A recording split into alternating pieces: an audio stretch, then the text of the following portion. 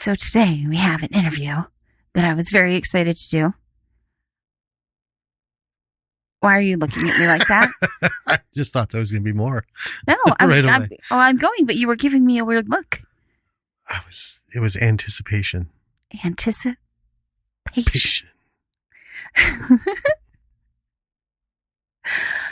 Which kind of speaks to this interview. Very excited. Yes. It was wonderful. It was. It really was. Yeah. I think it was, it's a little different than the interviews that we've done in the past, just because we've never interviewed a younger star before. Right. Film. This is our first, technically child star. Right. Yeah. Young teen, mid-teen, but young teen when it began. Yeah. And I was just so impressed. For a young person, she's very grounded, very highly intelligent, just blown away. Well, it's why this movie, one of the reasons why this movie is so good.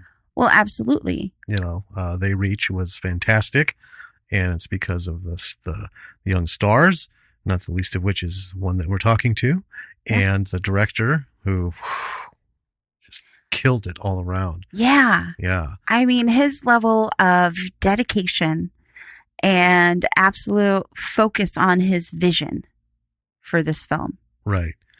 And that's something that you don't really, you don't get to explore and get to know about when you watch a film and then talk about it, because you don't inherently know what was going on behind the camera. You can kind of guess. Yeah. You can kind of be like, oh, I think he was probably going for this, or I think this might have been the reasoning behind this.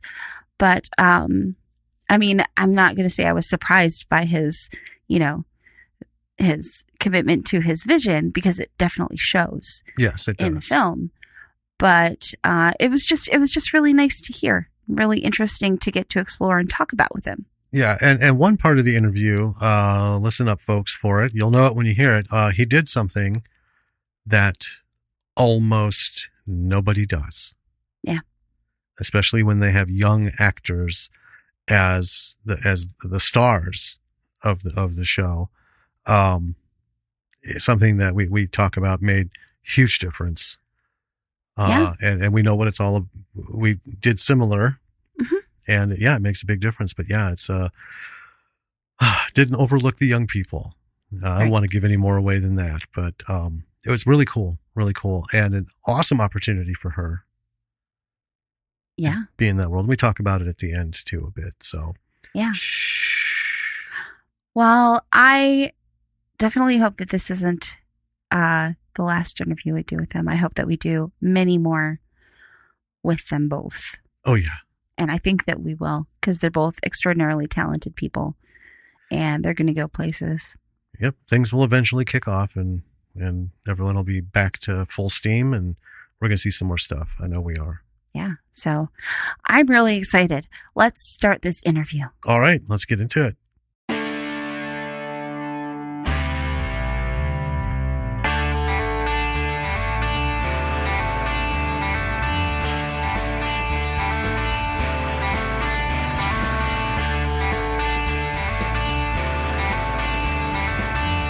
Hey, B-Siders. Welcome to another episode of Bravo for the B-Side. This is Jim. And this is Danny. And today we have two awesome people on the show to talk about They Reach, the episode that we did just covered last week. Yeah. Yep. We have director Sylas Dall and actor Mary Madaline Roe. And as you know from Jessica from the film, as we mentioned last week, it did come out prior to us recording the episode.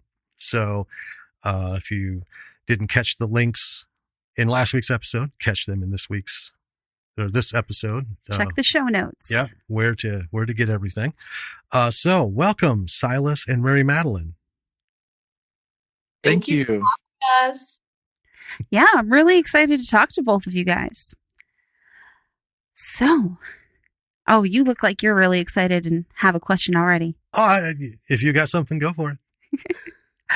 Well, I just wanted to say, first of all, that, and I mentioned this in the episode, but the thing that I really loved most about this movie, and I think that you captured really well, was that sort of soft tone of the 70s, you know, of those films. And like, that's my favorite kind of movie, just visually. It was absolutely beautiful. Thank you.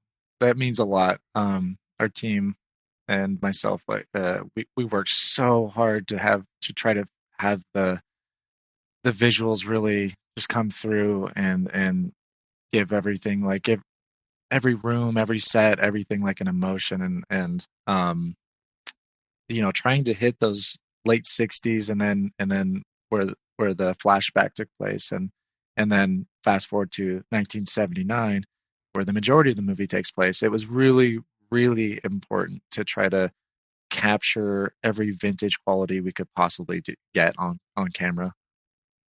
It was well done. The one thing, as soon as we started watching this, I mean, visually, instantly, we just kind of felt at ease. It has that look from frame to frame, scene to scene, that it feels like it was shot on film in 1979. It has that pre 4K, HD feel to it. The way the colors and everything and the tones just came together. That was magnificent. And in the episode, we mentioned to folks, think about that when you're shooting something, even if it's not a period piece, because we've sort of come to miss that look because everything is being remastered into 4K and everything, and it just really kind of takes that away from it. But there was just a softness to the entire myriad of visuals that was really well done. Yeah, we kind of went on Thank about you. that a bit. No, it's really, that was very important to us. And James Winters, I have to give him a lot of credit because going into this, we had a stylized version. I only had it in my mind, and if it wasn't for him to actually get the lenses that we thought that we could pull off these vintage lenses for this 69 portion, and have that feeling, and shooting it through specific glass to get that look was very important to myself and James.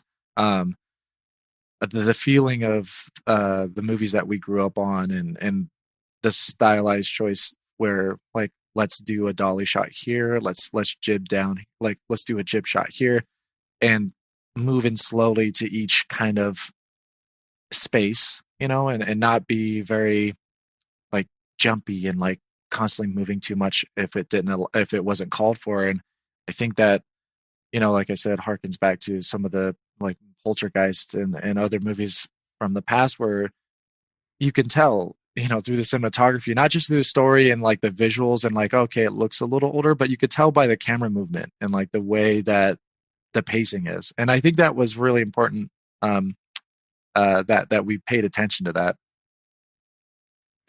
It shows. It absolutely shows. It felt like it was done in 1979, which is, a huge thing, like I said. So I had read that this was born from a short film. Yes. You were, yeah.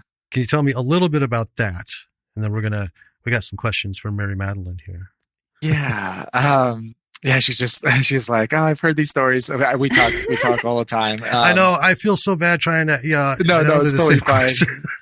We just for the listener, she's just smiling through these conversations. No, so you're right. You're 100% right. This was a short that I did for a festival in Bellingham called Bleedingham. It was for a kind of like a Halloween horror festival, and I decided to get some friends of mine and do a concept trailer for a movie that did not exist. And I just picked out some fun moments. if the movie was real, and I spliced those moments and was like, all right, we're going to shoot this part, this part, and this part, and we're just going to make a trailer.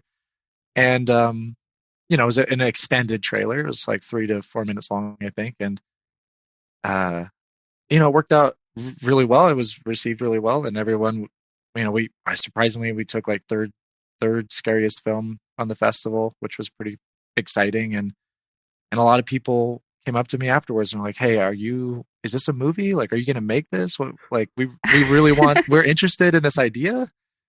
And I'm like, maybe I'll start writing a script. So right when I got home, I think not even the next week, I sat down and started writing the first vomit draft of this idea, which took roughly around 3 months. So it's kind of how it all started. So Nice. Very nice.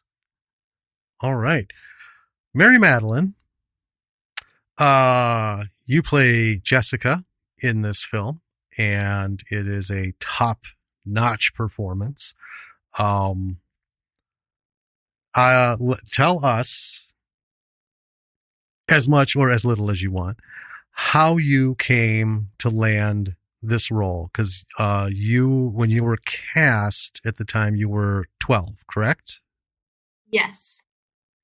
Okay, so how I landed this role was because I had known the executive producer, Jason Connolly, from working with him on a few films throughout the years. And he introduced me to Sylas. And this was about 2017, sometime around then. And he started introducing me to this world he had created. And when I heard the passion that Sylas was talking about this project with, I knew instantly that this was something I really wanted to be a part of. Not just because of the incredible plot and how Sylas was describing this, but also because Jessica is such a strong, intelligent science nerd, and I could really identify with her. And I really feel like she's just a really great character, and a lot of people my age watching it will be able to relate to her and look up to her. Yeah, that's our daughter did. Yeah, she's 11. Yep. So she watched it with us, and she just adored it. And I think that she really identified with the character of Jessica because she's a bit of a nerd herself. Yes. Great. I'm happy she was able to do that. Yeah. So this character, I just want to say, I am usually very nervous about watching films that center around the kids as the main characters, because historically a lot of studios have done a really bad job at portraying kids as believable characters. They're kids that act like they're in their 30s. They're kids that are, you know what I mean? It's a bunch of grown-ups throwing this together, hiring a bunch of kids and saying, okay, read these words. Before the interview, Mary Madaline, you and your mother were talking about how you had some input. So I would like to hear from both you and Sylas that process of turning the script into more of a middle schooler's perspective, and what kinds of things you looked at and changed and made it work as well as it has. Well, first off, I'm really grateful to Sylas and Bri for allowing me into the creative development of Jessica.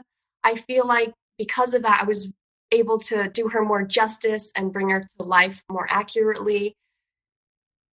The things we kind of talked about were, like, I read through the script, and if something seemed kind of out of place, like, oh, I don't really think Jessica would say that doesn't really seem like something an 8th grader would say, then we kind of made little tweaks to seem more believable.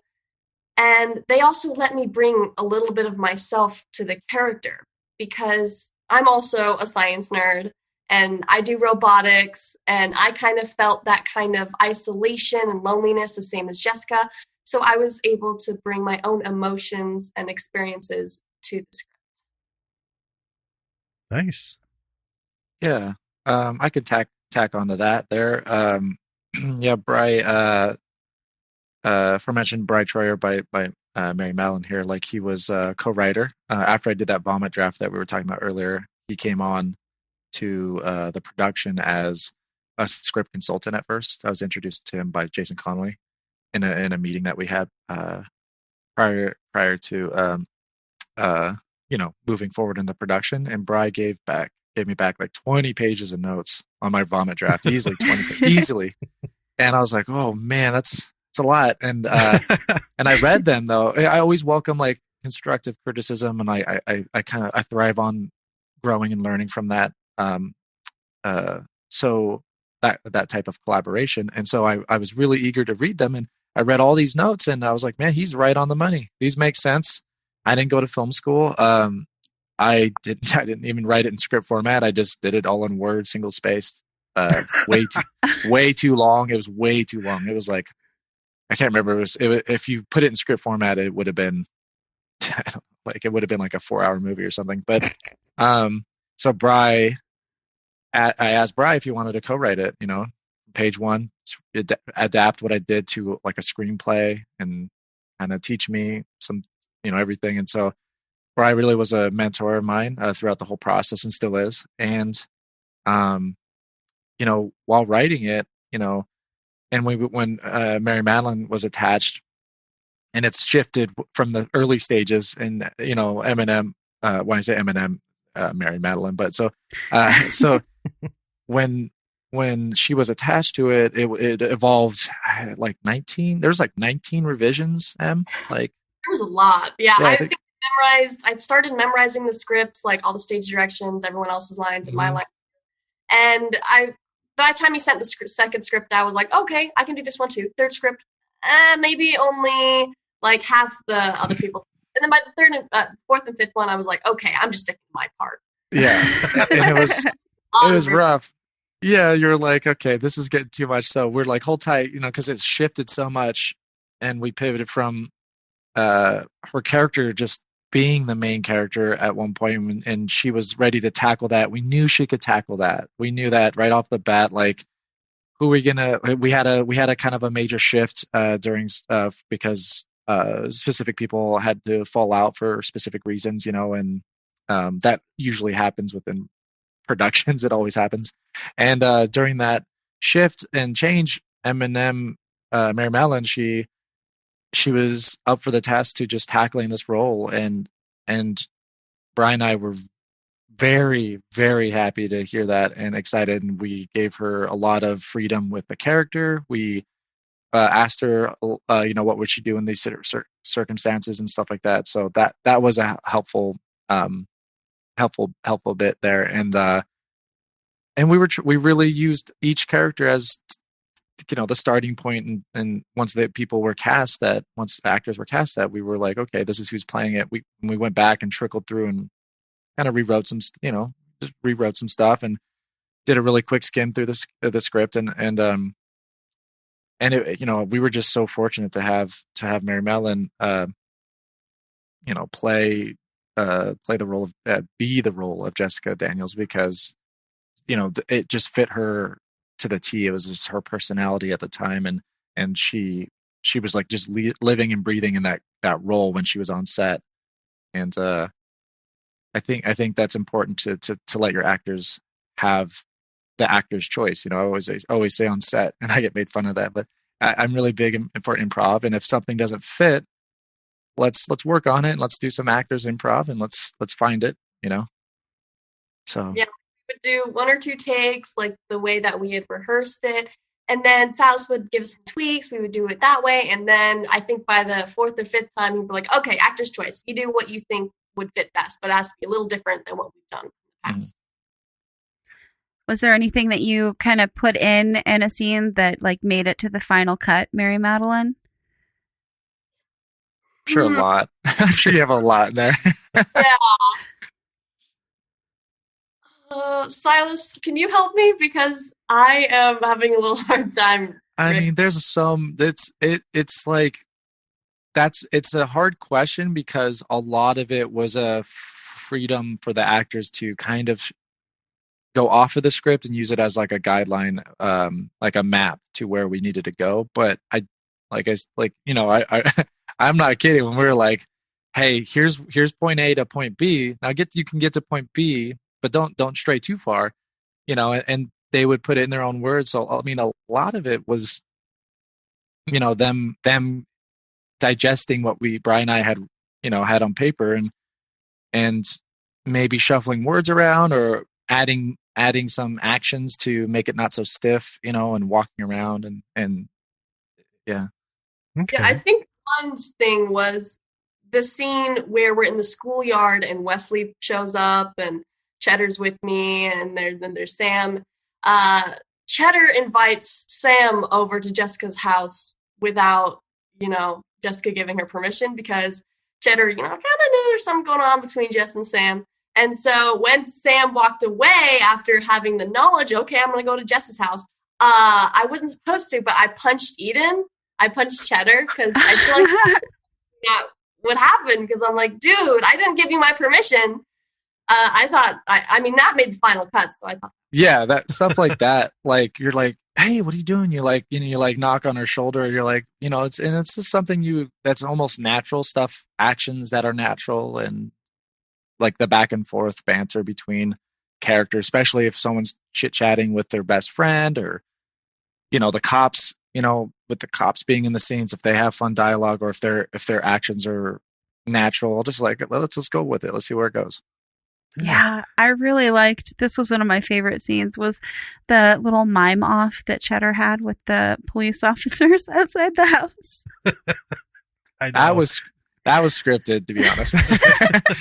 That was a challenging scene because when we shot it, first is I love Eden. She's amazing, right? Like, but the kiddos didn't necessarily like. Well, okay, well, Eminem here. She did know, but I don't think Eden's been in a car with like roll up windows like this. So, oh gosh. So I was like, "Are you serious?" Like, and then she's like, "Yeah." Like, and so we had to like show her like what was down, like what motion was down, and then what motion was up if you're rolling out the window. And like she kept on getting it messed up, and there's just like funny things in there, And but that scene was heavily scripted to try to have that awkward tension, and then in edit we made it even more awkward. But Nice. But yeah, that's some funny stuff there. Yeah. I got a couple of things I want to hit on here. Number one, I think your method of shooting these scenes is brilliant, and it's not often something done in indie films because the money isn't there, the time isn't there, so they lose out on this ability. As script writers, we this is how I was listening to the episode for Invasion Planet Earth when you read the word script monkey when you yelled that at me. Okay. As writers, you want it done as written, but we also know that there's it's an actor's job to breathe life into the character. The fact that I know a lot of these films that have kids or young adults as the stars, every other film they have consultants, military consultants, historical consultants. They don't bring in middle school consultants, elementary consultants, right? Because we wrote a script that's based on a middle school age girl, and it's just about accepting yourself and what people might count as flaws is just part of you, and just kind of the tensions of chasing your dream, and then friendships and stuff. But we wrote the first draft, and then we did a read through with our daughter and let her read the main character, and we took tons of notes on how she would mess up certain lines like the same way. We're like, okay, so that's how she would say it, because clearly she's done it like 6 different times. Jokes that she laughed at. Yeah. Jokes that she didn't laugh at. Or every now and again, I don't get it. Okay. Cool. Yeah. I think allowing Mary Madaline in to do that, not just with her character, but just like for the essence of the movie, I think that was a brilliant move because it is so genuine. I remembered all that stuff from middle school because I was in middle school in the 80s, and it was very similar. Her interactions with her friends, I felt reunited with my younger self tribe of Yeah. nerds. That's how we all acted. We were all so weird, and we loved it because that was our normal. Yeah. Yeah, no, I feel you. I was kind of in the artistic group at school, and I was drawing throughout all of school, all of my every art class I took pretty much. And I was into comic books heavily, so I wasn't like popular kid at school. So, but I could, I guess I had the art thing down right. But I feel you. I wanted it. We really wanted it to be a little bit more awkward, and yeah, you're right. Like we're not writing for like 20, like late 20 or high, like college students or something. Like this is for this preteen, teenager, like 12, 13-year-old feeling and vibe. And we were awkward back then. We were just like, it was awkward. We weren't having massive conversations that were like super intellectual and like, like we're just like, hey, what's up? We're like, oh, nothing. Like, what do you got there? Food? Like, it's just like, it's just, we wanted that feeling of like, these are actual kids. And yes, there are awkward moments because when you're a kid, it's kind of, you have awkward stages. Oh yeah. So I thought that was important. Yeah. Well, and they all stayed true because like Cheddar, I saw as kind of like a single unit of so many different people that I knew that had that kind of personality in them as well. Just, I don't know, her enthusiasm, sparklers for the science project, her corn dog fetish. I loved it all. It was just so great. And I think the funniest bit was just in the beginning when they go into the workroom and she's peeling her face off and they back up and bump into her. Just, I don't know. It just looked and felt so funny and real. Just her with her corn dog. Huh? Yeah. What's going on? Yeah. So here's my question for you, Sylas, on this film. Why why 1979? I mean, this is something that could have been today, with middle schoolers in this period. What was that part of the homage to that era, or? Yeah. I think it was. I think it was because my parents started me off in a specific order with films, and instead of jumping right into, because I was born in '86, so instead of jumping right into like I guess instead of going to for like mid '90s or whatever, and going there as my starting point of nostalgia at like mid '90s and on, I was able to. My parents introduced me to earlier, like late '70s first, then '80s, then early '80s, and then on. Okay. And so I was able to have a very deep nostalgia for those films first. And I was kind of lucky that way, I think, because, they ended up being classics, and they ended up being classics in my mind as a filmmaker, and things that I refer back to a lot with specific scenes and film language with James Winters, our cinematographer. He's another mentor of mine, like Bry. James is a visual, cinematic. I wouldn't say like he would laugh if I called him a cinematic genius, but he is really like he knows his stuff. He does. He's very, very smart on camera, lens, lighting, you name it, like movement, feeling, and everything I talked about with him. We were referencing our favorite films from that era. Going back to Close Encounters and E.T. and like I said earlier, Poltergeist, or if I go to like Stand By Me, and then later on, and then we started dipping to John Carpenter, and like we know that language very well. And so if I say a specific scene from any of those movies, he immediately knows how it was lit, what the camera angle was like, and I do too. So it's like we would use those as references in our minds. Like, Okay. I remember the scene where like Elliot's in his bedroom and like the window's blown out and like he's going, it's like a side shot. He's like, yeah. I'm like, okay, like let's do some Close Encounters ET stuff. Like when Sam opens the door and the window's blown out and stuff like that. Like we were mentally we were in sync already. Right. Yeah, James is extremely talented, and Mhm. Silas and James, they have their own little language on set. Like they would have half sentences. Like Silas would be like, "Okay, what do you think about?" James like that, and Silas was like, "Yeah, that." And James like, "Okay, let's do it." Silas was like, "Okay, great, let's go." What are you guys talking about? But they made it work, and it just pans out, and it's so incredible. I go to the Video Village, and they play back the scene, and I'm just blown away by everything that they've managed to accomplish.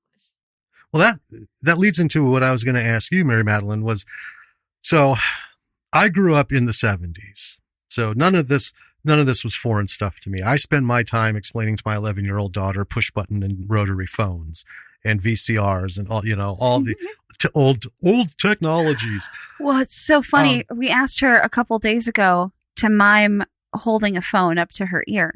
Oh yeah. Right. So if you were born before like 1990, the way that you do it is like this, right? Thumb and pinky. Yeah. And our daughter said, well, I don't know, like this? Like she's holding a brick. Like she's holding an iPhone, right?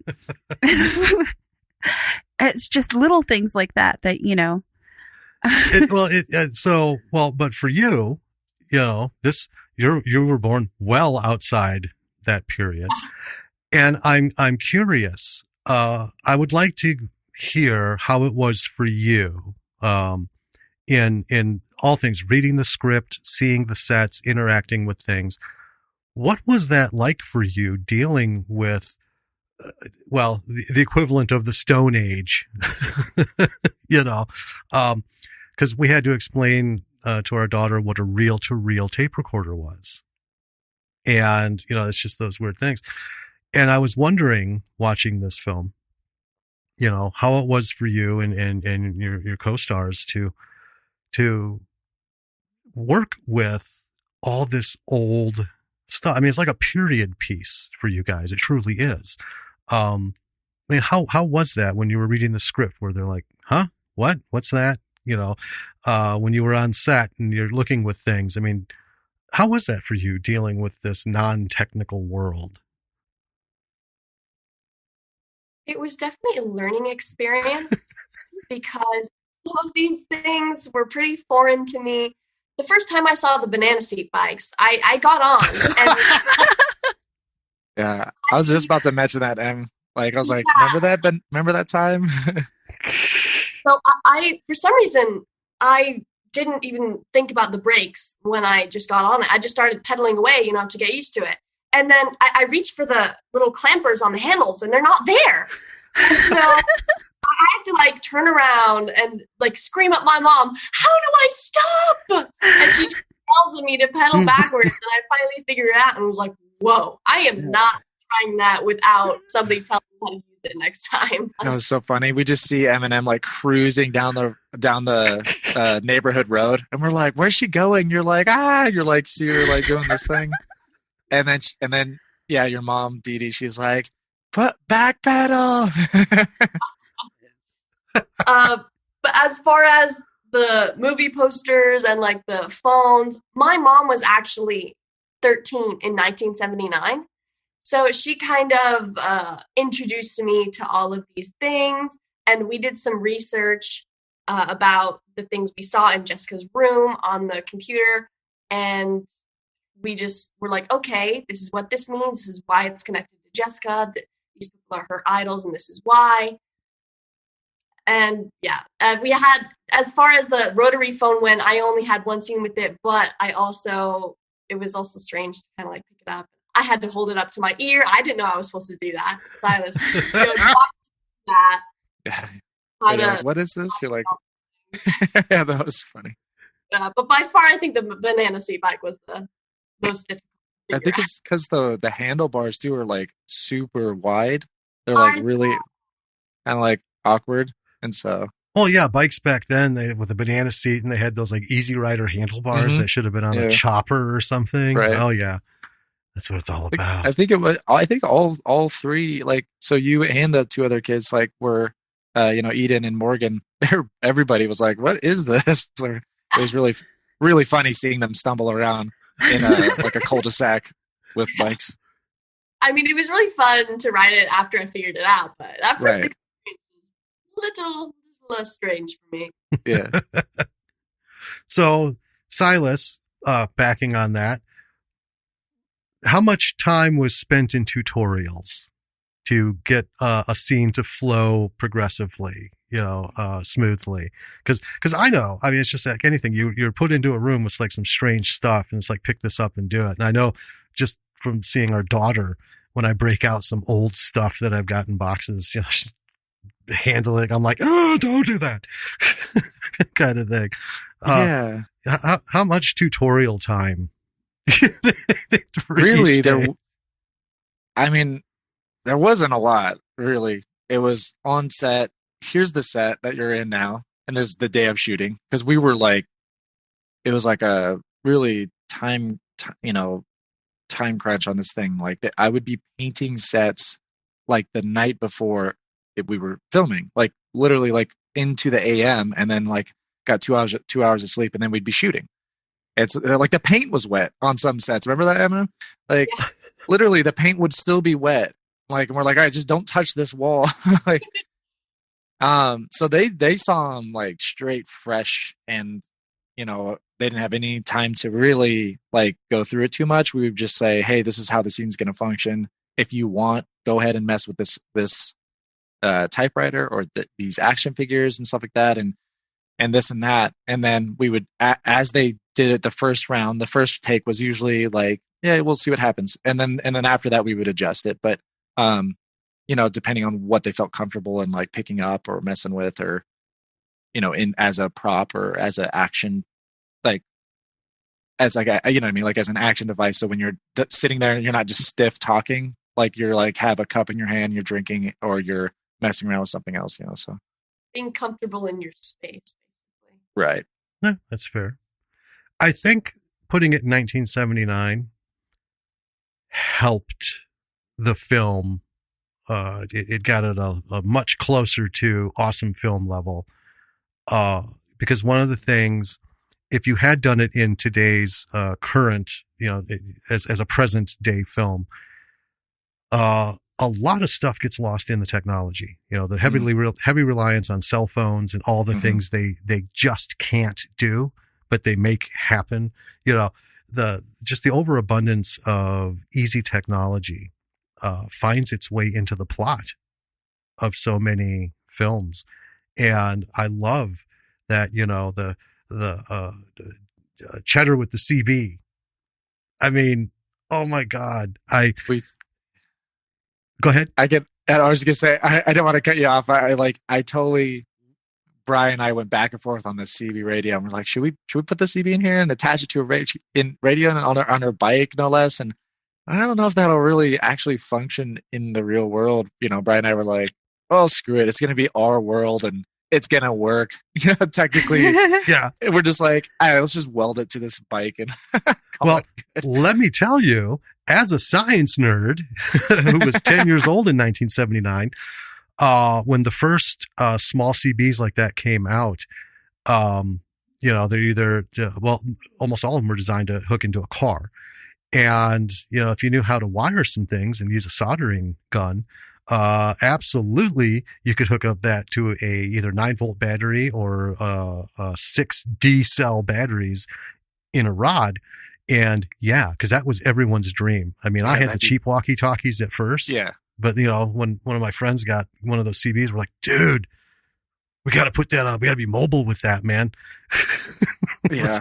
Hook up the batteries. So, yeah, it could be done. But I loved that because that was the like peak period for walkie-talkies and kids communicating, because not just because of technology, but like Star Trek had come and gone in 67 through 69. And then it faded for so long, but then it started coming back on television.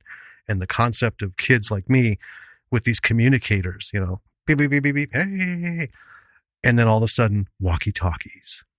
Not the police kind that are hundreds of dollars, but, you know, you could, for $6.99, get a walkie-talkie set that would go maybe 30 feet, but it was the most magical 30 feet in the universe. Yeah, I vividly remember that, watching movies growing up too. And like watching, like, I want to say, I can't remember if they're in Monster Squad, but they're definitely in Little Monsters. And I remember watching Little Monsters. I'm pretty sure. Am I right? Is there in Little Monsters? I'm pretty sure it's in Little Monsters. I might be going crazy here, but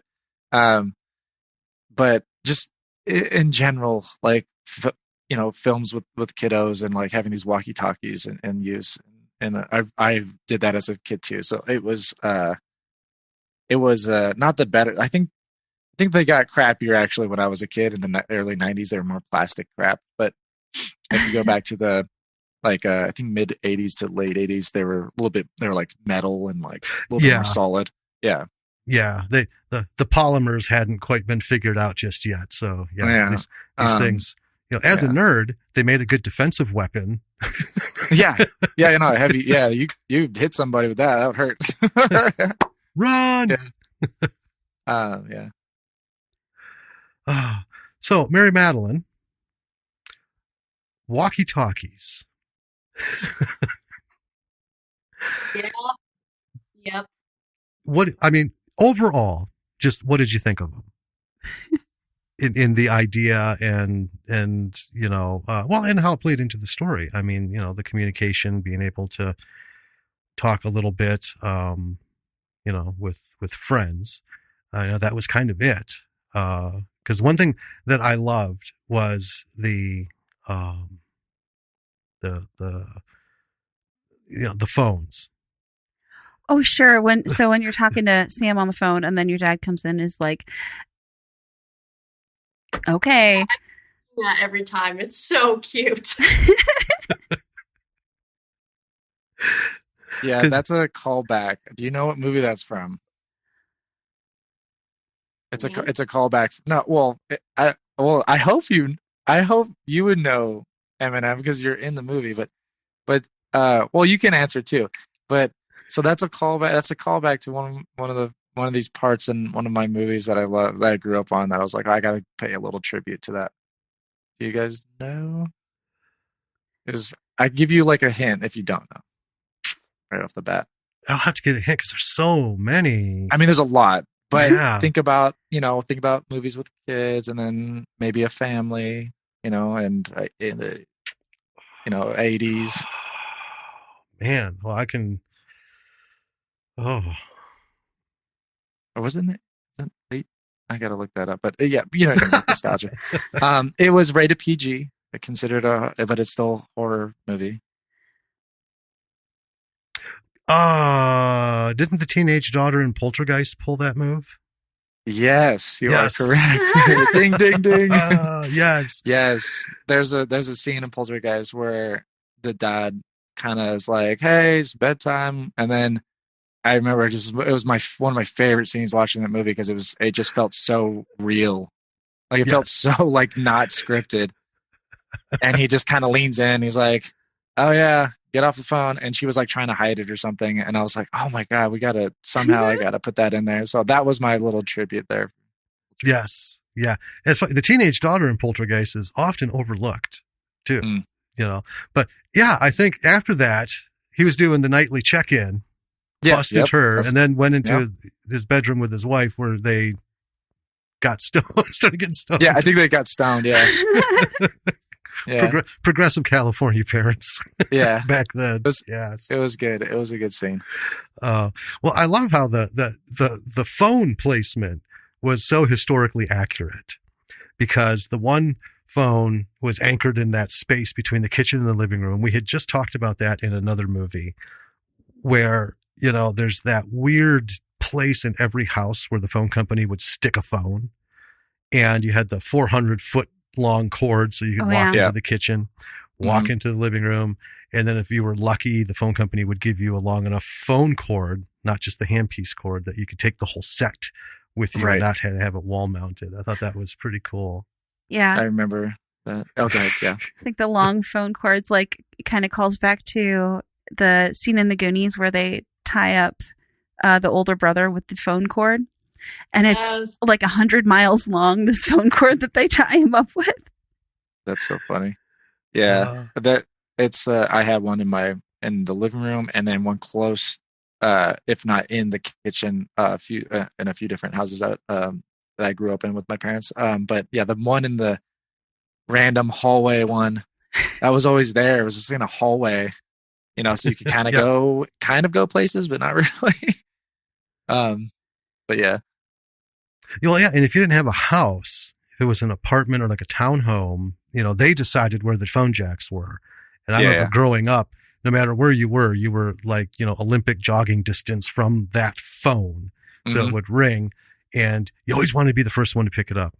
Because the last thing you wanted is your mom or your sister or your brother to pick it up. Hello? And then someone asks, is Jim there? Who's this?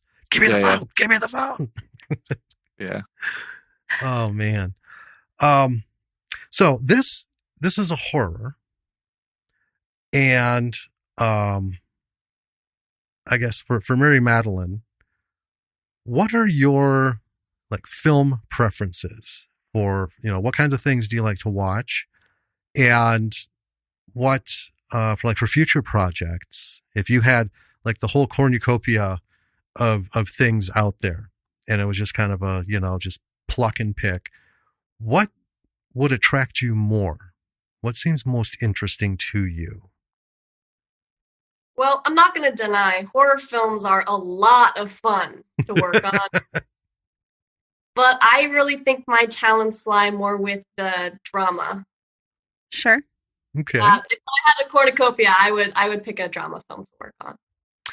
Now, would it be because I break dramas down into inspirational dramas, heavy, whoa, man, this is life kind of dramas. What kind of tone would you like to participate in?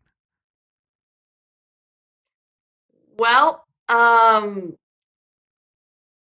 definitely something that's probably still a little lighthearted, nothing too heavy. I mean, I haven't obviously had the luxury of picking out what I want.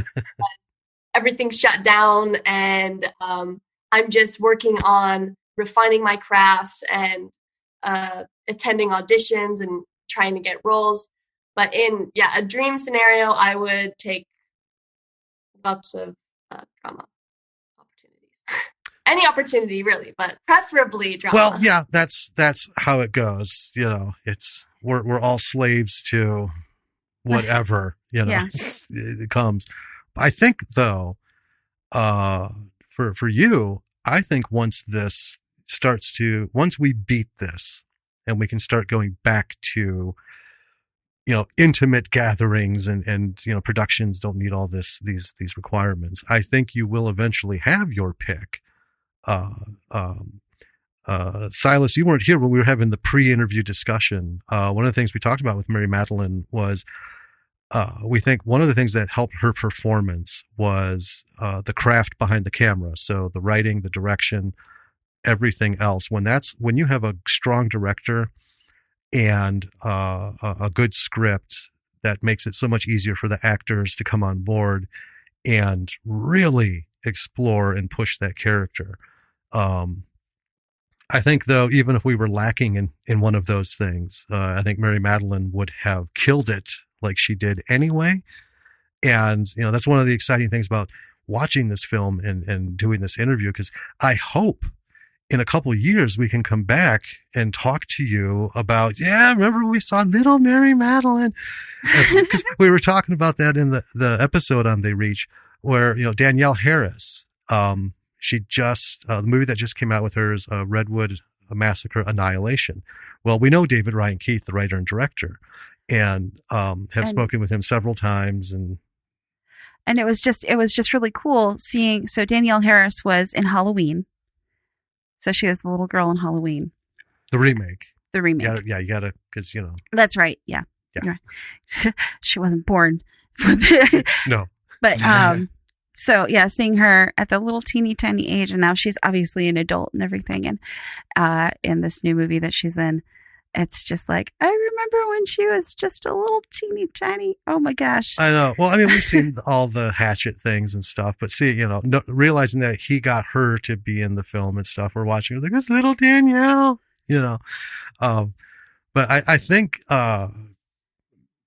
you will have your pick of dramas, Mary Madaline, and That means a lot.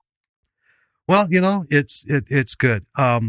You and your co-stars carried the film, and that was the thing. We had talked about a little bit before the interview started. You being the star, right, and your two co-stars, you guys are carrying a feature. Yeah. I mean, it all kind of sits on you, right? I mean, yeah, you're the focus. In a little bit, I want to come back and talk about the adults in the movie, because that's a separate thing that you and I talked about previously. How did that feel for you? Or did that even enter your mind that this isn't just a movie that you're in? This isn't just a part that you're playing. You're it. You're the center of attention. 90% of this is going to be cameras on you. Dialogue is yours, and beginning to end, you're in everybody's face for 90 minutes. I mean, how did that feel? I mean, I can't imagine, 12 years old. It just seems, I admire child and young adult actors, because we know a lot of grown-ups who can't pull it off. So how was that for you? Well, it had been something I'd been anticipating for a long time, because I had signed on in 2017, and then we finally started filming in 2018. And for the most part, like when we started just ramping up filming, I was just having a lot of fun, acting in the scenes. It didn't really occur to me that, I was the lead in this film until I think sometime near the tougher scenes, the more emotionally heavy scenes, when I realized, whoa, okay, I really have to dig deep and sell this, because I'm the focus of this right now. And what happens now is the turning point, and just helps carry the rest of the story. So I think once we started getting to those meatier, heavier scenes, then it really dawned on me that I had to pull out all the stops for this. And I really didn't feel that much pressure, just because we were all having so much fun, and I was really grateful because I'm really treated really professionally and respectfully, even though I was a kid, but they still allowed me to have fun. Well, that's important. Well, yeah, because being on set, I mean, those are long days, and it's a lot of hurry up and wait. I personally had 44 days of principal photography, and then 6 overnight shoots from 7 p.m. to 7 a.m. Oh man.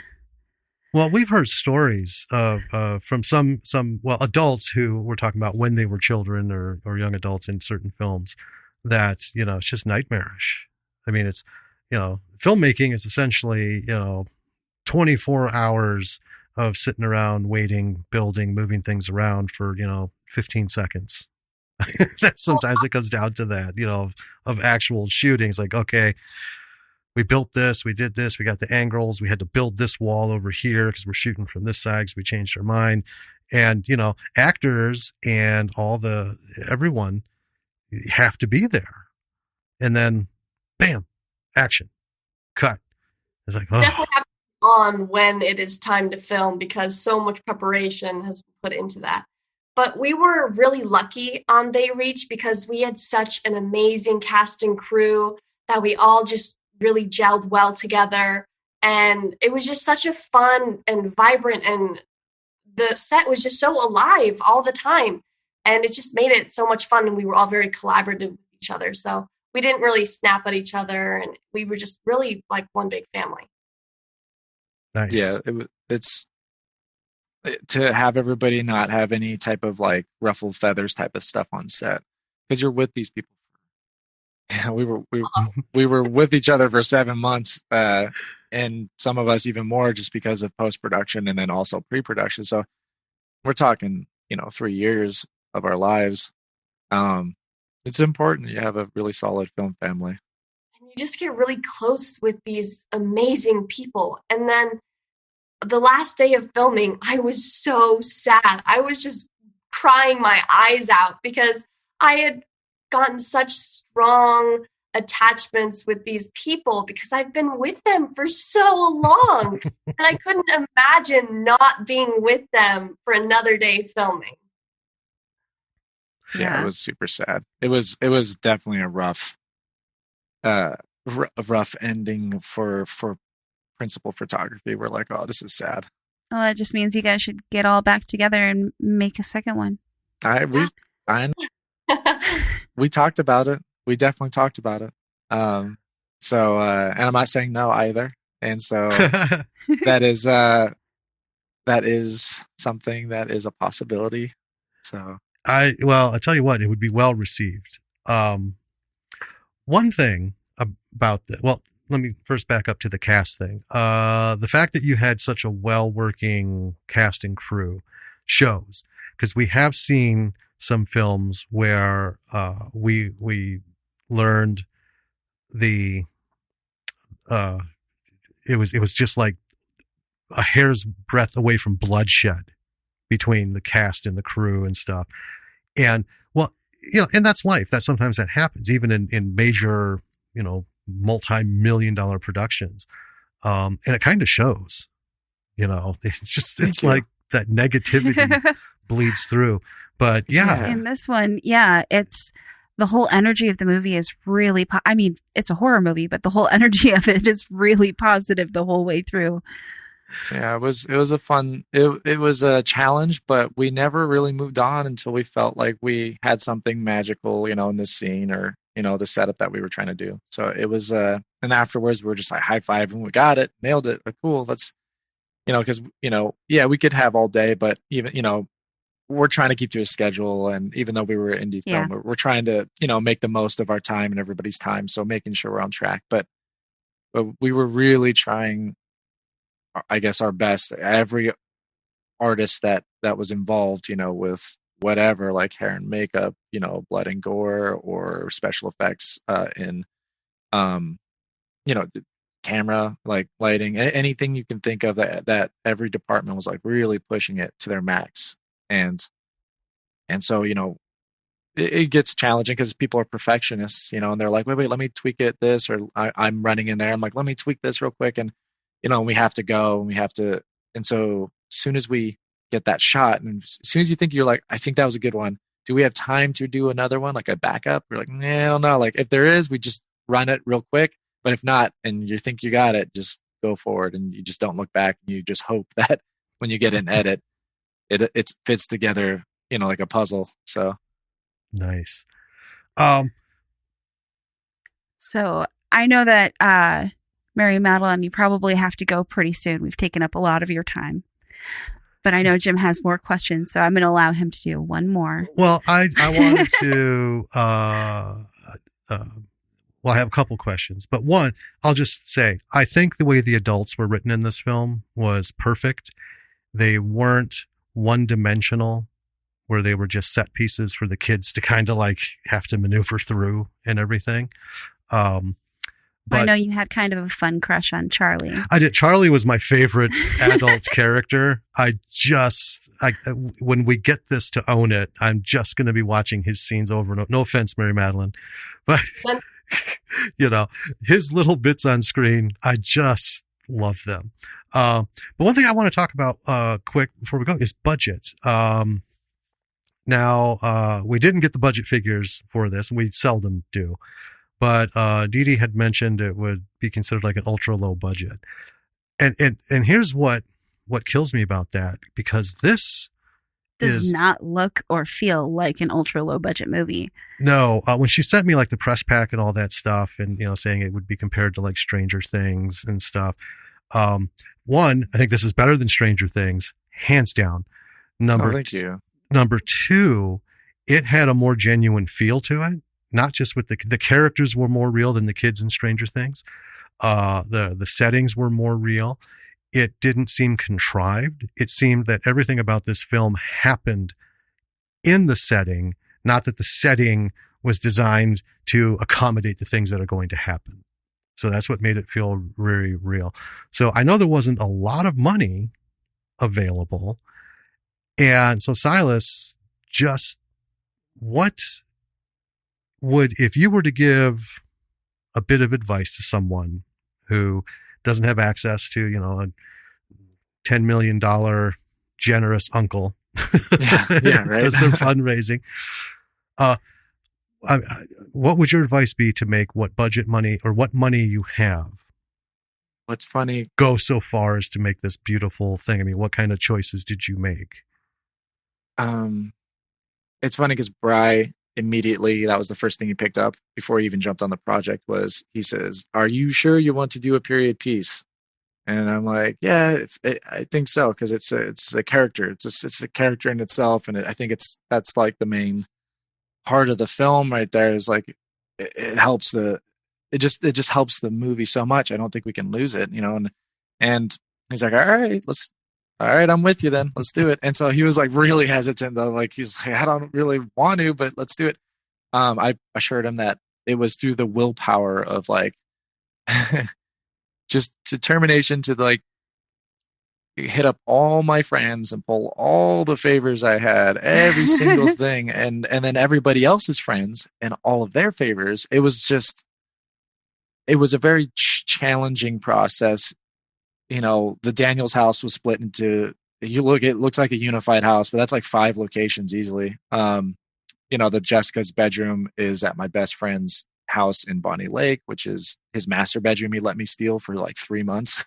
And, it's just everything's broken to pieces and this puzzle that we had to construct. I would definitely not recommend writing so many locations, especially in a period piece. We just got very fortunate and very lucky. Usually you want to write what that's the usual jargon. Write what 2 locations. I just went way off that because this is my first feature and I didn't go to film school and I didn't really have a lot of knowledge in that. So Brian and I we wanted to keep all these locations because we felt when we did get rid of a few, but we wanted to keep these locations because we wanted it to feel like we were in that time period. And if you're only showing one location in that time period, you're like, I see how they did this. But if you go to multiple different locations, they all feel retro. You're like, shit, we're in the world of 1979. Yeah. And that was important. So I was like, dude, we have to have all these locations, unfortunately, because it's going to sell the fact that we're in that era. And so, I would say starting out, listen to your peers, listen to your collaborators and artists that you attach as your film family. Don't be stubborn, because I think that's the biggest thing. And I've said this in other interviews before. It's like, you can't be stubborn. You can't be a stubborn filmmaker. You think you know it all. I didn't. I was very open for to collaborate with every single person on set, even if it was like just somebody that was like, "Hey, I got an idea." I'm like, "Okay, I'll listen." Like, it's very important to make sure you have room to grow as an artist, and I was taught that at a young age, and listening to James, listening to Bry, listening to don't stray from your vision, but go ahead and open up to suggestion and think about things. And just as a director, writer, and editor, you kind of should have that feel in your mind or in your soul of like what it should maybe feel like. But that doesn't mean you need to shut out everybody that has an idea, because there's a lot of awesome ideas that came from the cast and crew that are in the movie. And that's a big thing. I think that's a very big step for someone as a newcomer that's green, super green into the filmmaking world, is don't think your script's, hot potatoes because you're like, my script's awesome. Like, I'm not going to change it for anybody. Just evolve, like learn and grow, Absolutely. That's amazing advice. Yeah. Yeah. Thank you, Sylas. So, Mary Madaline, I think we're able to get a really cool, unique perspective from you for this question in particular, because I want to know what advice you would have for young people who want to be actors or who want to be involved in film. Never give up. So much rejection in this industry, and it's really easy to get down and feel like you're never going to get your role. But I think, wasn't it Mark Ruffalo or something, went through 600 auditions before he landed the role of Hulk? If you just keep persevering, your time will come. If this is something you really connect with and you really want to do and you're very passionate about it, your time will come. You just have to keep working. And honestly, success is where luck and opportunity meet. Yes. Because you could be super talented and do a great audition, but your hair color is wrong, or you're too tall, or you just don't look like the part. But if you just keep putting your all into it, something will happen. That's awesome. Well, I think that works for everyone. Yeah. Because we've talked about that. You've got to get into this business at any level, director, especially writers and actors especially. You have to live with getting up every day and having people kicking sand in your face, telling you to get lost. You have to be able to take that and stomach it, because well, it's just as easy to fail at doing something that you don't like as it is to do something that you love. Mm-hmm. Yes. So why not just do something that you love? Yes. Mm. You know, I got to say on behalf of Mary Madaline, she was very determined for this process. She's,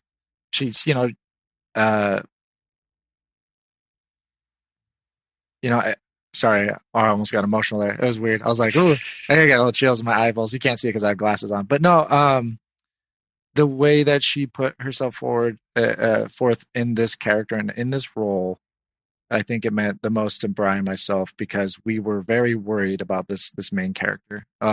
It has an emotional roller coaster that she had to tackle, and that's really challenging as a young actor. And we had, Eminem and I talked a lot about it. So we were really, I think we were really key. We honed in on the key of like shifting emotions, and she worked with her acting coach, and it was a challenging thing, and it was not easy. So hearing Eminem say that, she be determined and do put out your best effort and not give up. I mean, she definitely she did it, and I think that we couldn't be happier on how it turned out. Oh God, you're gonna make me cry. Oh, well, that's so wonderful. It is.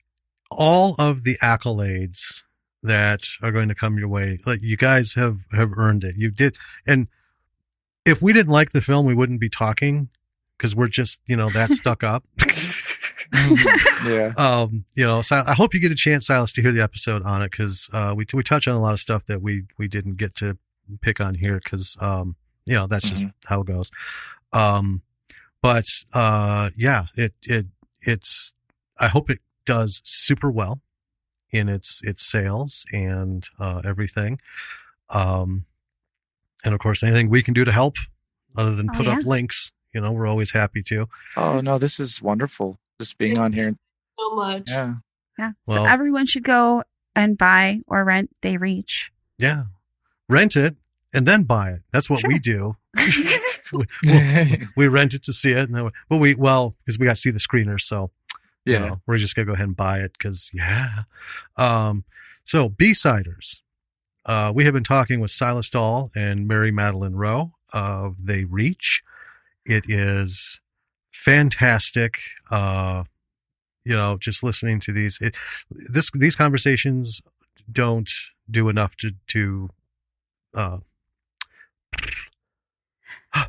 detail how great the film is. The performances are wonderful. Everything about it, cinematic wise. Mary Madaline, we are so looking forward to seeing you part after part after part, so we can do that. Yeah. Look, it's little Mary Madaline. Remember when she was just in this little thing? Remember when we talked to her on our little podcast? And Sylas, we we want to see more stuff. I hope I know it's so. hard right now, but as No, soon as you hope- can, man. Yeah, I hope the next thing that we're working on right now, and Brian and I are writing another feature here currently, but hopefully we get that lifted up and off the ground and move forward. Yeah. Okay. Is there anything that you guys want to plug before we hop off? I just want to say, thank you to our They Reach family. I think there's a lot of people that I didn't mention in the podcast and throughout these interviews. Our film family and extended family is just so massive. We had so many people on this journey with us, and it's so hard to just name every single person, but they know who they are. And I've reached out to a lot of them personally over the last couple of years, and so it's meant the world. Everyone gave it their all, working really tough hours and pushing to the max. So that's what it's about, is having that drive. It's really important, that passion. Yeah, everyone who put their heart and soul into this, I am eternally grateful. And everyone who supported us, thank you so much for making our dreams come true. Yeah, it's awesome. Yeah, that's wonderful. And thank you guys for having us on the show. Oh, absolute pleasure. Yeah. Maybe down the road, we'll just talk again just because. Because it's film, folks. It's film. Yeah, I'm down anytime. I love talking about film. Yeah. Awesome. All right. Okay, with that, B-siders, you know the routine. So it's been Sylas and Mary Madaline. We've been talking with them. Look for links in the show notes. You know where to go, www.lordsofmisruleproductions.com. Everything is there. And I think with that, we'll say thank you to Mary Madaline Thank and you to so Sylas. much for your time. This has been amazing. Thank you so much. Thank you. And we will talk to everyone later. All right. So that was Mary Madaline Roe and Sylas Dall. Yes, it was. That was such a treat. I love doing these interviews. And what I love most about them, I think, is that I am never, we don't go in with like scripted questions. We kind of go in with just some stuff we want to know, Yeah. And that really just leads to some really fascinating and interesting conversations. Yeah. I mean, I like how it free flows. Yeah. There's one thing about there's a lot of things, to talk about the interview, but one thing that I wanted to bring up right away was, and I'm not calling Sylas out, okay, but we had to wait a while for him before we could start the interview. And that's because she's crazy busy. Well, just, busy work things going on and things blowing up. And then even during the interview, there was, emails and stuff popping in, and he's, trying to, bat them away and stuff. And I want to mention that because here's the deal. Independent filmmakers, right? And even a lot of folks in the B movie side of things, they're not gainfully employed, as a Hollywood something or other. Right. These people have jobs, day jobs. Yeah. Mary Madaline was in school. Yeah. And had to do this around school as much as possible. Before the interview, we chatted with her while we were waiting for Sylas.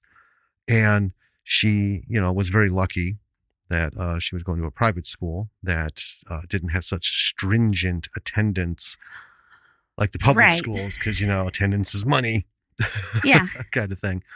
Where she could miss some days. And, and they were kind of on board with that, which is cool. But folks, if you want to get doing this stuff, do it. Right? You're going to have to do it around work, but that's kind of the way it is. Well, yeah. And you're not the only one. I mean, virtually everybody, when we first really started thinking about it, was Wormwood, Road of the Dead. Right. Where, so that's a movie that's on Netflix and it's fun. Yes. And it was made over the course of 3 years on weekends only. Yeah. That's 3 years shooting. Yeah. And then there's the post, right? Yeah. So I want to talk about that too. So not only, as we learned from talking to Sylas and Mary Madaline, that, things were, cast in 2015. Shooting started in 2017. So all that pre-production to get to that point. And she said, well, there was 42 days of principal shooting. Something like that. 48 maybe. I'm so bad with numbers sometimes. I know. It's probably in our episode. We should just listen. Well, yeah, we could go back. But hey, why do that? But anyway, the post-production, because that thing just came out earlier this month. Right. Right. In 2020. Yeah. And so not all of this stuff is, you think about like, okay, I think back to like Star Wars. Okay. 1977. Now, it was the first movie that I was like, I need to know everything about this film. And this is before the internet. This is before they had Star Wars, fan club, the Bantha Tracks magazine and all that stuff. And it was really hard. But ultimately, I started finding things out, like how long it took them to shoot the movie, why it took 3 years, because he started this project in 74, right? And they started shooting in 75 and came out in 77 because they're doing post-production. Yeah. And, all the old school stuff, blue screen, blowing up models, making models to blow up kind of things. And that's still a long time. But they had people working, 5, 6, sometimes 7 days a week. Yeah. Multiple departments, all at it. They had millions of dollars in payroll on this. So if you want to make something, don't think of it as, work is going to get in the way. Just settle into the fact that it's going to take time. Yes. I can speak to that. All the little piddly shitting things that, I've been working on taking way longer than I would have imagined. But it's just like, oh, God damn. And then there's the side of the fence that's like, well, make the time. That's great. And that's good for business. And that's, encouragement and inspiration. Well, it is. And it's good for people who have trouble, like committing to actually doing the work. Right. But in all cases, it's horseshit because life trumps no matter what you want to do. Yeah. Right. Well, I want to make time Tuesday night, come hell or high water. I promise you something will come up Tuesday night that you can't fuck off to the side. Right. And do. You got to deal with it. And like if you have kids, there's family stuff. Well, right? yeah. And then we have our little personal project that's going to take, we know, at least until the end of November. Right. And possibly longer. I mean. Oh, don't say that. Well, don't say I hope that. not, but you know what I mean. Yeah. So you have to recognize that, you have stuff to do, but just accept that it'll take time, like you said. Yeah. And when you're watching films like this one, like Space Trucker Bruce, like all of these little films that are really just, not big budget, passion project kind of things, understand that their process isn't the Hollywood process. It's not you film in summer, you do post over winter, you release next summer, right? Because that's what they do. Yeah. Those big budget studios. A lot of these represent half a decade of someone's life. Yeah. Easily. Yeah. Easily. And then like Wormwood, okay, shooting on weekends only. So no matter, I'm going to just go ahead and do it. Well, you've got 10 people who are on screen throughout the film. You got to coordinate their schedules. You got to figure out what you can shoot by who's available, because everyone has jobs. And we were talking to Anton about Space Trucker Bruce, right? Carl was all gung ho, right? But at the time, he also had a lot more freedom because he wasn't doing the family life, right? And then when we were talking to him, he said it would have almost been impossible, if not impossible, to work with Anton to make that film, just because, especially like a new baby. Oh, yeah. It's one thing having, children from 7 on, and then, our preteen, and then, oh God, teens. You can't just shut that off. That's it happens when it happens, and it sucks everything out, and you got to reschedule. So it can be frustrating, but yeah, it can be done. You can do your stuff, Anton has been working on Girl Yeti and a spaceship forever. Well, since before we started talking to him. Yeah. He's done like some behind the scenes stuff for us and that. And I, keep track of him on Instagram and stuff. And it's been a little while. I should probably shoot him another, hey, how you doing? Because I just, it's been busy. Well, but it just all comes down to, he's doing all of this, after his work day, right? Mm-hmm. And this is all stuff too that you can only do so much. Like there's a lot of pictures of him, especially on weekends, going out and hiking the trails around Juneau. Yeah. And everything, which is, beautiful. But also, people would look at that and say, well, why aren't you working on your thing? Well, he's doing Blender, and that's like a 100-hour every time you want to do something. He's got this whole farm of machines trying to pump this stuff out. It doesn't do any good to sit there and go live your life, right? Well, yeah. Like we need to do the ADR for our short film, which is unceremoniously going to take 4 to 5 times longer than the actual film itself is going to be, just because this stuff takes time, right? To do. Just give yourself the grace, give yourself to take the time that you need. And if you want that inspirational quote and that whole meme garbage, make the time. Which means pick a moment and kick this project into gear. And then just accept things happen. Mm-hmm. Do what you can. Eventually, you'll get to the end. Yeah. So I wanted to talk about that because I just thought it was it just kind of all flowed together, a wonderful film like this. And I can see why it took the time it did in post. Oh, absolutely. And Sylas even said, he's like, I'm so thankful, really worked hard to get that look and feel for all the different things. Mm-hmm. And it shows. It really does. Now, if Sylas had like ILM, right, and the money to pay them, right, they'd have kicked this out in like 3 weeks. Because they've got like 250 people. We'll do this, we'll do that, and then you've got your processing houses. So, you wouldn't have to have had any practical effects. They would have done it, you send it to a processing house. Again, they've got like 100 people, coloring things and stuff.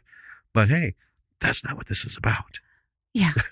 Not even, B movies don't even have access to that kind of stuff. Right. They're just like, I think, Bubba Hotep, if I remember correctly, he had to find a post-production, some no-name post-production company whose door literally was in an alley somewhere in New Jersey.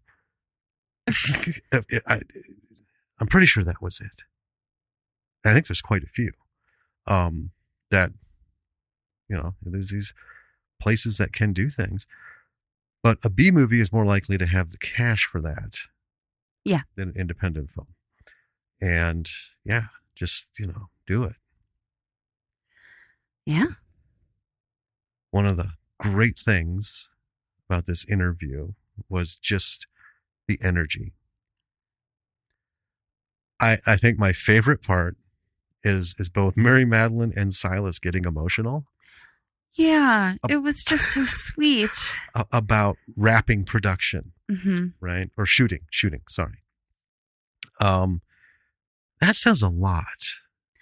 It does. It says a lot about the crew that they put together and the kind of energy that they had on set and yes. for the process. I mean, I feel like, that's the ideal when you're shooting a movie is for, that last day of production when you're wrapping, for everyone to be like, oh no, I don't get to hang out with all of these people as much anymore, Right. Well, and it's, we've talked about independent films are more labors of love than what you're going to find from studios. Studios is all about the bucks. 100%. Right? Now let's cut that back a little bit. So writers, right? Screenplay writers, it's all about the passion and the heart and the earnest effort, and we pour everything into it. But see, when you hand that paper off, then it becomes an asset that needs to make money. And nobody gives a shit how they do it. They just want it done. Yeah. And then you're not even involved in it, really, for the most part, after that. Unless you're lucky enough to get rewrite requests. So. Yeah. And they don't send it to some other writer to do rewrites. Or they give it to a director who thinks he knows how to write, which we've seen so many times. Yeah. And then just kills it. I mean, it's a thing, like there are some directors who are good at rewrites. There are some who are bad at rewrites. Well, there are directors who have written several films that have just been absolute garbage because they can't write. Hey, let's get away from that because that's a whole thing that I've gone over numerous times. But here's the benefit of independent film. And well, in B movies too, because a lot of times the B movie will choose somebody, the director and, or a producer. They'll say, okay, Johnny producer, here's the check, right? Here's the keys to the bank account. Here's the due date. Make it happen. And, and so he'll hire a director and stuff and so on. And it's the same as with independent film. You have a chance to get a really intimate crew. You do. Now independent film has the luxury of not having to deal with SAG and all the different unions and stuff. So you can just look at somebody like on day 3 and go, you need to just go, right? You have a bad attitude. Nobody likes you. And I don't even want to be here talking to you. Get out. And there's no recourse, for them. That's the way it is. You do that in Hollywood, things can get unpleasant. So a lot of times they just kind of put up with stuff here and there. But the ability to do that, because you're also in independent film, most of the time you're calling in favors. Yeah. You're asking people to work for free or next to nothing. You're borrowing people's apartments and their houses and their master bedrooms for like 2 months. Yeah. I mean, crazy, right? But you're surrounded by people who have as much love and hope for your project as you do, because they're given what they can. They're sacrificing with you when they can. Yeah.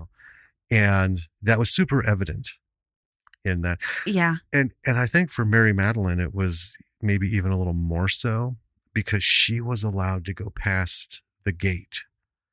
She went from, I'm the star, right? I'm an actress leading in this film, to helping them craft the script, craft the story to be more genuine. Yeah. And that put her at a level of familiarity with things and working with these extra people. Well, it's a much higher level of buy-in, especially for an actor. Yeah. Which at that age is stupendous. Yeah. I know we said it during the interview. I think it was a brilliant move, but I'm actually very thankful that Sylas agreed to that, because clearly Mary Madaline is a young woman who has in her everything that's needed to deal with those processes, and to give her that experience, because I've actually, when we were talking, I was thinking back to like Happy Days, Ron Howard, right? Ron Howard started out in the Andy Griffith Show, and he, just barely old enough to tie his shoes. Well, Opie. Yeah, little Opie Taylor. And then as Richie Cunningham, he became less fascinated with acting and really bugged everybody. Yeah. Everybody. What are you doing? What are you doing? What's this? The cameramen not just the directors, but the producers, the script, the writers. He was able to like flow here and there and stuff. It took, some years to gather all that up. And then he started going out on his own, Well, and yeah. learning more stuff. And then, like, furthermore, he passed that, that intense curiosity and that, creative energy to Bryce. Yes. Oh my God. And who's hyper gifted. Oh my gosh. Yes. She is a delight. Sure. She was a delight to see on screen as an actress. I mean, it's no secret. We would love to meet Ron Howard, and Brian Glazier to just, like have coffee and just be like, you guys are, maybe fanboy and fangirl over them a little bit because they do marvelous stuff. Mm-hmm. But I don't know. I would love to meet Ron and Bryce. Oh yeah. Like stumble across them, just like buy them lunch or something. Because the Mandalorian people. Oh my gosh. The fact that she is involved with this, it just makes my heart weep with joy. Well, anytime I see one of the episodes and it's director Bryce Howard, I'm like, oh, it's Bryce. Okay. Yeah. I mean, all of the directors for that show are fantastic, but make no mistake. We love all of them. They're super talented. We'd love to meet, any of them. But yeah, Ron Howard, and then passing that on to Bryce and her taking that up and then making that same move. Yeah. Out of in front of the camera to running the show behind the camera is fantastic. And then Jon Favreau, who's, got his arms hooked around everybody. He's another one. I just remember him from those doofy movies. Oh God, I know. He always played the idiot, and and I just, it was just awesome that I remember watching those, thinking, God, I want to see like more of him. He's like the best element in some of these films, and there's not enough of them. And look what he's done. Same thing.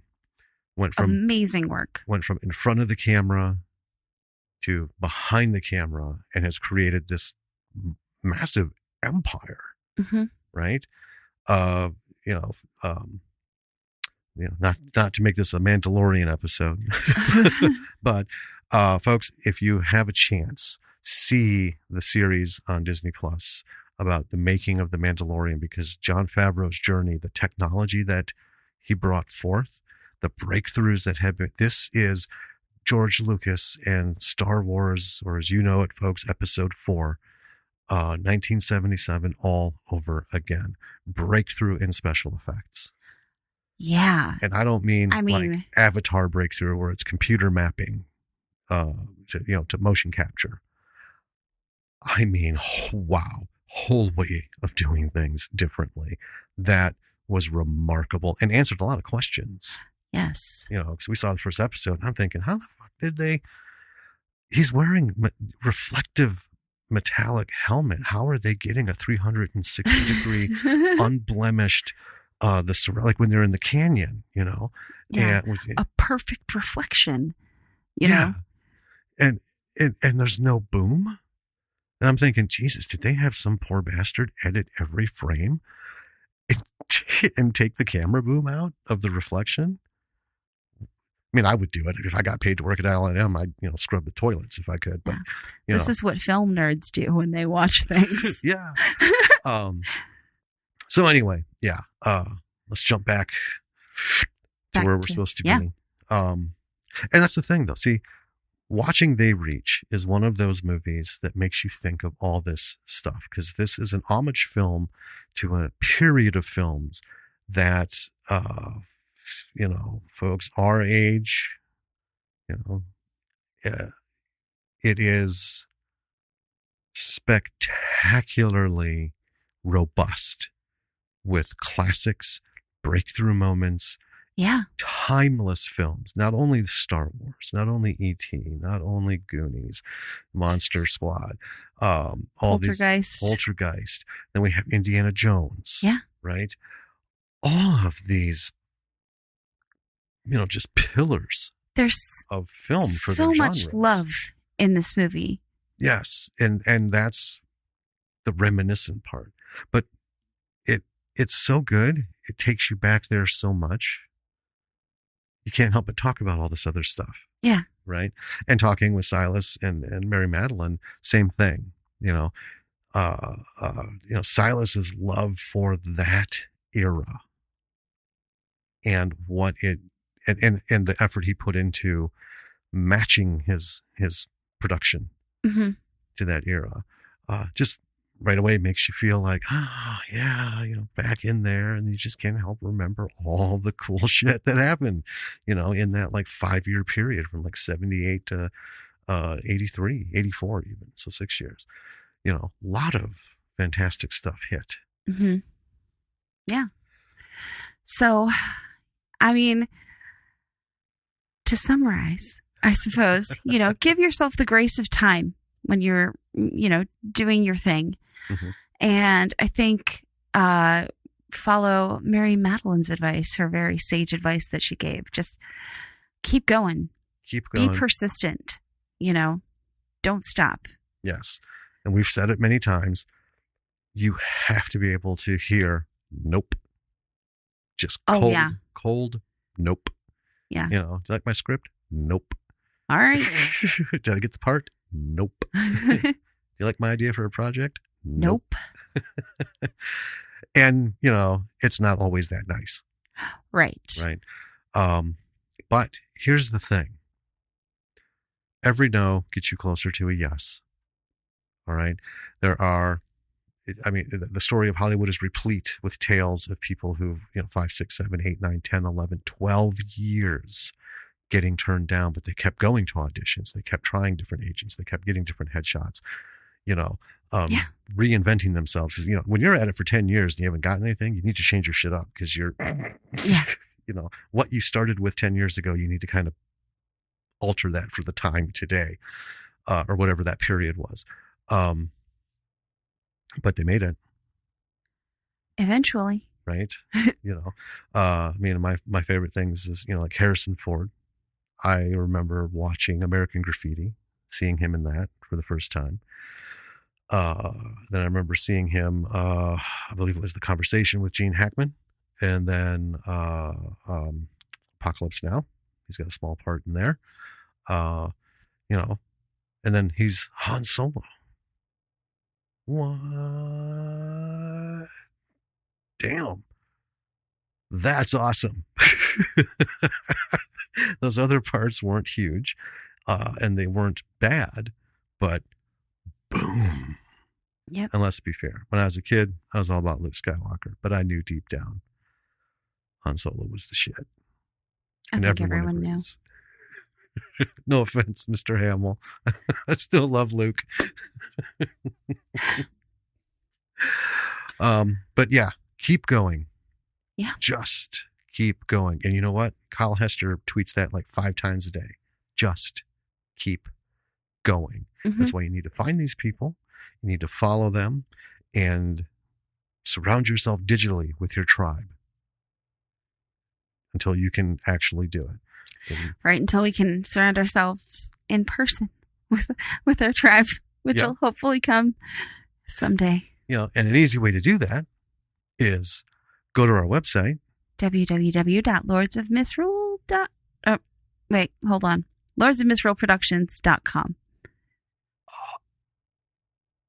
I was going to say I was going to skip productions. lordsofmisroleproductions.com.